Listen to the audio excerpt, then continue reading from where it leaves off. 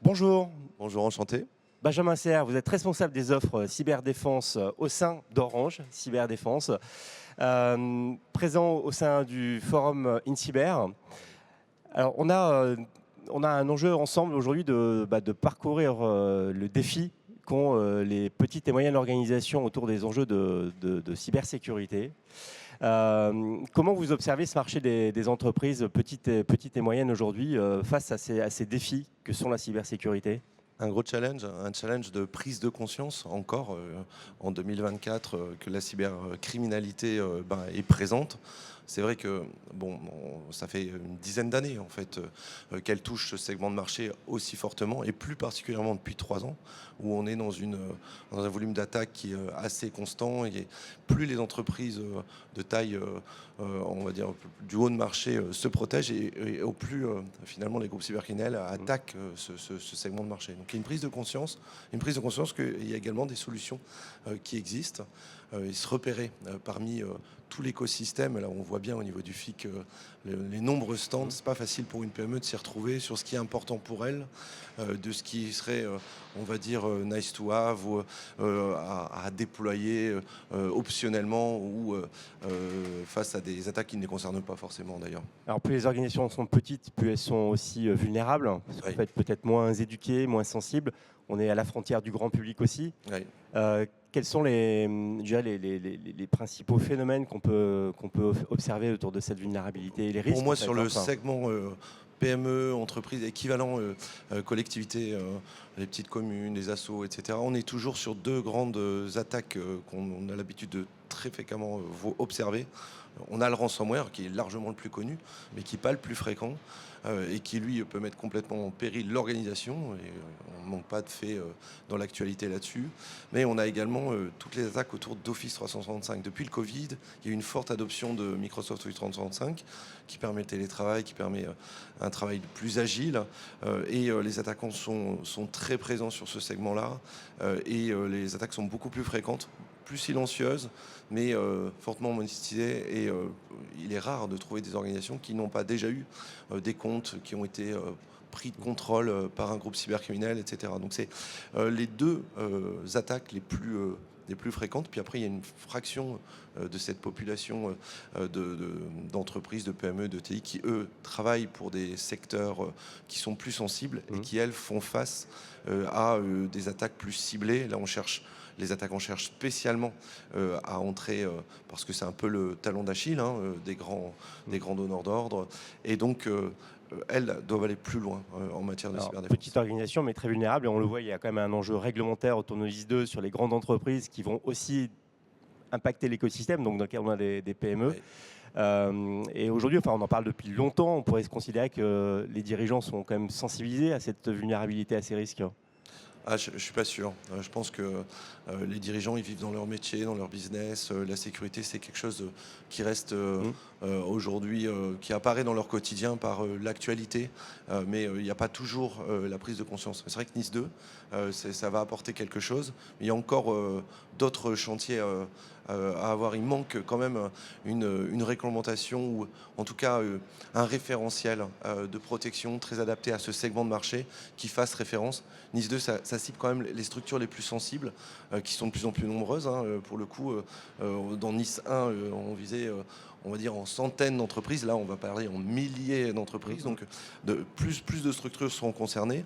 Mais en réalité, l'ensemble de l'écosystème privé-public est concerné par les attaques, on va dire globales, celles que je citais tout à l'heure. Même si on n'est pas connu, on peut y faire face. Il manque quelque chose, un référentiel, le ISO 9001 de la cyber, il n'existe pas vraiment, il est encore à créer.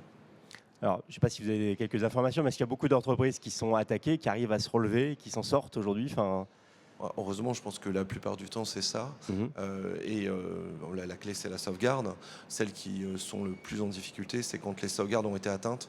Et c'est vrai que là, il y a une vraie prise de conscience. Souvent, les sauvegardes, elles sont administrées par le même compte administrateur que le reste de l'organisation, qui lui est souvent compromis.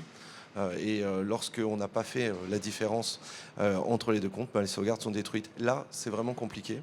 Heureusement, la plupart du temps, les attaquants sont quand même très rapides, comme ils travaillent sur un grand volume.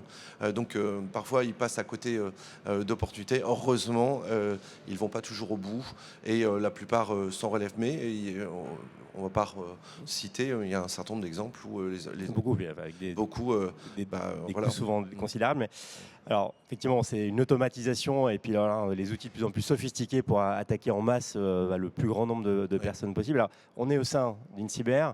Alors, le marché de la cybersécurité est quand même peu présent sur le marché des TPE, PME, sur les territoires. Enfin, on a surtout des très grands comptes qui sont adressés à travers tous les exposants qu'on a aujourd'hui. Donc, c'est les grands abandonnés aussi d'un marché organisé un peu de la cybersécurité. Alors, Orange Cyberdéfense adresse ce marché depuis quelques temps. Et là aussi, c'est peut-être pas toujours su que l'offre est très organisée sur ce segment de marché. C'est vrai. Nous, on est ravis de voir arriver DocaPost sur ce marché, qui a la capillarité pour adresser ce marché.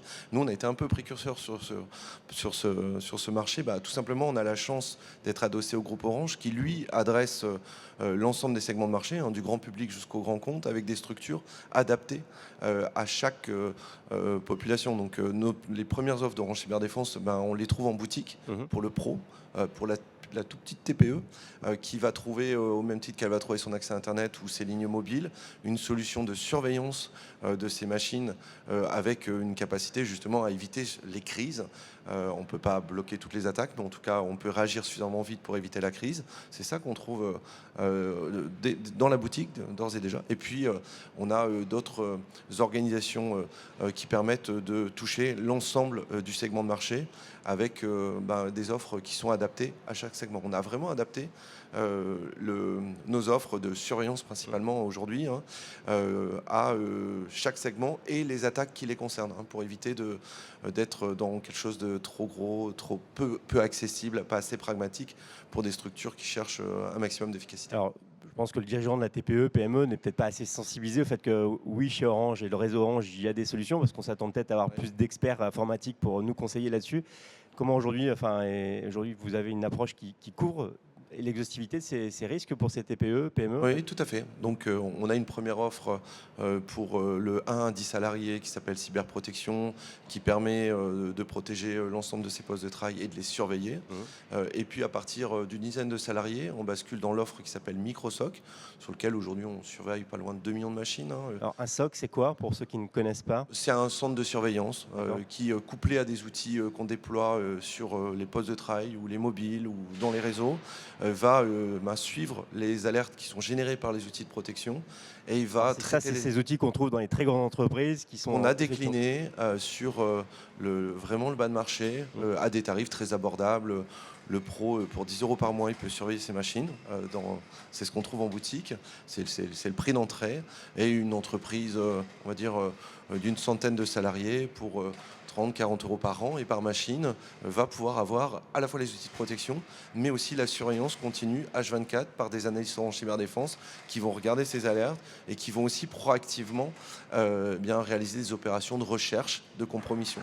En fait, tout le dispositif qu'on a créé nous, et c'est la raison pour laquelle on va également sur l'ensemble des marchés, c'est d'essayer d'avoir le plus d'organisations sous surveillance, de façon à avoir l'opportunité, dès qu'il y a une nouvelle technique d'attaque, on ne peut pas les empêcher de ça, réinventer les choses, c'est de s'adapter, observer les indices qui nous permettraient de les repérer dans d'autres réseaux et les rechercher.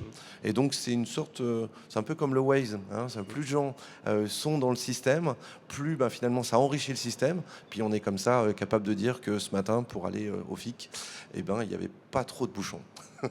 Donc effectivement, là le chute de mutualiser l'information, c'est la valeur de la démarche d'observation, c'est de se dire plus il y a d'organisations que vous observez, plus vous voyez effectivement. Et plus on réagit. Donc les premières victimes, on va essayer de faire en sorte que ce ne soit pas des crises, on traite des incidents, on réagit. On surveille à leur place et on propose la réaction au bon moment.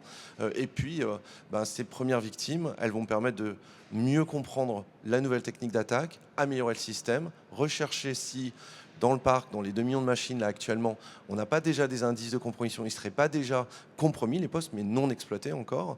Et puis, protéger aussi le futur en bougeant un peu le système. Alors, sur la couverture, j'ai bien noté, est-ce qu'il y a... parlait tout à l'heure d'une logique de plan de reprise d'activité, de sauvegarde. C'est aussi Ouais. des choses sur lesquelles vous accompagnez ces Alors la entreprises. sauvegarde, c'est quelque chose qui est souvent déjà en place Ouais. dans les organisations. Souvent, ces organisations ont un prestataire un peu privilégié, qui est un prestataire assez généraliste, qui va leur installer leurs applications préférées, leur poste de travail, etc. On est vraiment un acteur cyber. Nous, ce qu'on propose dans nos offres, c'est challenger un petit peu la manière dont c'est plutôt paramétré. Et donc, un petit quick win hyper simple, mais la plupart des attaquants souvent arrivent à compromettre le compte un peu administrateur de l'organisation. Si c'est ce même compte qui a été également utilisé pour administrer la sauvegarde, il peut l'atteindre, il peut détruire malgré qu'elle était en place. Donc, il faut juste changer ce compte, en tout cas pas avoir le même mot de passe, pas irriter finalement des droits sur la sauvegarde quand on a compromis la première partie du système d'information. Et là, quelque part, on est assez vite protégé. Et donc, voilà, nous, on va plutôt préconiser des choses. On a dans les cartons, notamment pour vraiment le segment de marché le plus bas, les pros qui, eux, n'ont pas toujours de sauvegarde, des solutions un peu clés en main, mais comme plutôt une seconde sauvegarde, une sauvegarde un peu sanctuarisée, pour être sûr que celle-là, elle ne soit pas impactée, qui vont sortir courant l'année. Mais le métier de la sauvegarde est un métier, À part entière. oui, plus IT.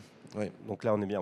Effectivement, on parle bien d'un enjeu quand même majeur pour l'économie française. C'est la vulnérabilité des PME qui sont Oui. quand même un tissu stratégique pour nos entreprises. Alors, le thème de l'INCIBER cette année sur l'IA. Alors Ouais. l'IA pour la meilleure et pour le meilleur et pour le pire, parce qu'effectivement, c'est aussi ce qui rend les attaques les plus sophistiquées et les plus automatiques aujourd'hui et les plus aussi personnalisées des fois. Donc,